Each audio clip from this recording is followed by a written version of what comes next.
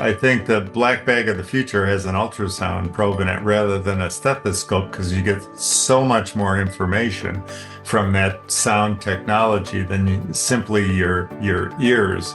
I can tell you 100% of my residents are completely comfortable with an ultrasound probe in their hand for getting additional information, like I was decades ago with a stethoscope. I think it's the older surgeons who are a little bit reluctant on that, again, to look silly, because it's a new skill that you will not be as good as your residents right now if you pick that up, and you have to get through that somehow. It's repetition, it's doing it a couple of times, it's having an open mind, and then you get through this time, and it's not 10,000 hours, it's you know, tens of hours in that you get pretty darn good at this, and you go, boy, why the hell didn't I do that before?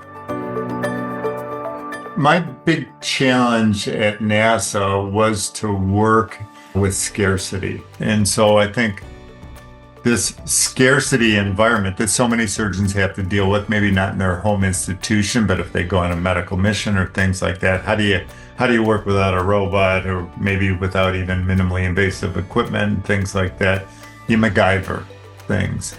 And so one of the challenges we had early on was, how do you diagnose a collapsed lung? Because we worry about that when you're getting in and out of a spacecraft, spacesuit, you get depressurized, and that's a problem.